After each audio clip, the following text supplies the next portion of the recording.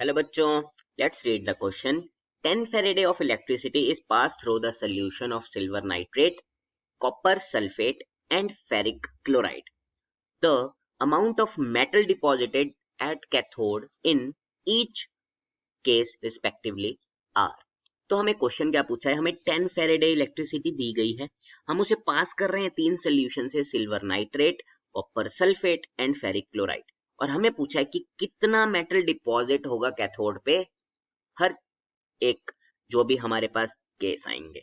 तो देखो फर्स्ट की कॉन्सेप्ट क्या होता है इस क्वेश्चन का. फर्स्ट की कॉन्सेप्ट ये है, हमें पता होना चाहिए according to Faraday's first law, जो हमारा वेट डिपॉजिटेड है वो किसके इक्वल है, हमारा Z, which is electrochemical equivalent and multiply by Q, जो कि हमारा क्या है, चार्ज. ठीक है, तो अब हम क्या देखेंगे, दूसरी चीज हमें पता होना चाहिए जो Z है वो किसके इक्वल होता है, वो इक्वल होता है हमारा इक्विवेलेंट वेट अपॉन 1 Faraday. ठीक है, थर्ड की कॉन्सेप्ट क्या है, इक्विवेलेंट जो वेट है, इक्विवेलेंट वेट किसके इक्वल होता है, हमारा इक्विवेलेंट वेट होता है हमारा इक्वल टू हमारा जो मॉलिक्यूलर मास है उसका, मॉलिक्यूलर मास इनटू हमारा जो उसकी वैलेंसी है. ठीक है, जो उसके वैलेंस शेल में इलेक्ट्रॉन है या फिर वो कितने इलेक्ट्रॉन लेके दूसरे के साथ बॉन्ड बना रहा है उसको हम वैलेंसी बोल देंगे.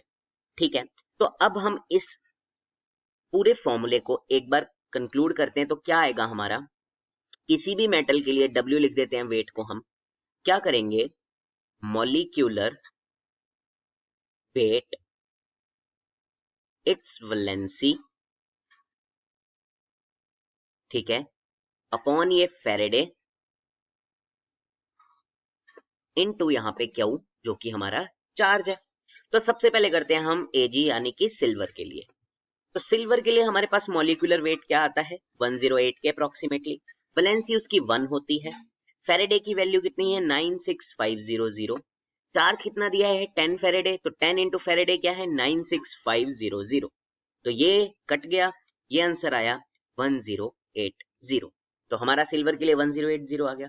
सेकंड हमारे पास क्या है, कॉपर के लिए, कॉपर सल्फेट का कॉपर है मेटल, तो कॉपर के लिए अगर हम देखें, कॉपर का कितना होता है मॉलिक्यूलर वेट 63.5, वैलेंसी कितनी होती है 1 और 2, तो हम 2 ले रहे हैं यहाँ पे. फेरेडे वही 96500 मल्टीप्लाई बाय 10 इंटू 96500, ये कट गया. इसको अगर हम करें तो कितना आएगा 31.7 के आसपास आएगा, और अगर इसको करें तो हम 317.5 के आसपास आ जाएगा. तो ये ग्राम, ये भी ग्राम, दोनों हो गए हमारे. अब हम तीसरे के लिए करते हैं अपना, तीसरा कौन सा है हमारा, आयरन. तो आयरन के लिए हम करते हैं, ऊपर कर देते हैं यहाँ पे. आयरन के लिए हमारा कितना मॉलिक्यूलर वेट होता है 56 के अराउंड, वैलेंसी 2 और 3 होती तो हाईएस्ट 3 ले रहे हैं. 96500 1 फेरेडे इंटू 10 फेरेडे 96500, ये इधर से कट गया, और अगर इसको हम करेंगे तो हमारे पास 18 पॉइंट के आसपास आएगा, 18 के आसपास. जब हम इसको करेंगे तो 18.6 के आसपास आएगा, क्योंकि ये 55.8 के आसपास होता है. ठीक है, कितना होता है 55.8 के आसपास, तो हम अप्रोक्सीमेटली उसको 56 लिख लेते हैं. तो अगर हम इसको काटेंगे तो हमारा कितना आता है 18.6 के आसपास, तो जब हम उसको 10 से मल्टीप्लाई करेंगे तो 186.5 के आसपास हमारा आंसर आएगा.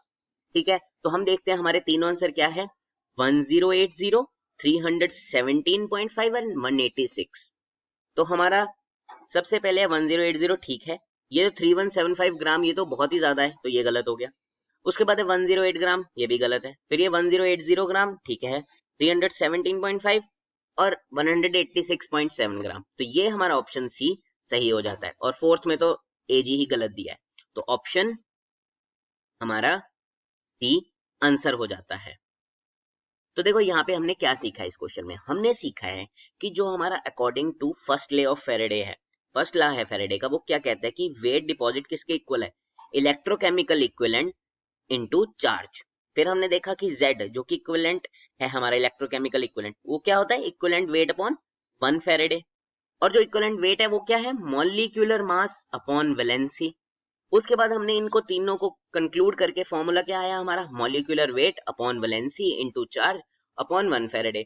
जब हमने सॉल्व किया इसके लिए 108 अपॉन 1, 63.5 अपॉन 2, और इसके लिए 55.8 ले लो या अप्रोक्सीमेटली 56 ले लो, तो आपका 186 के आसपास आंसर आ जाएगा।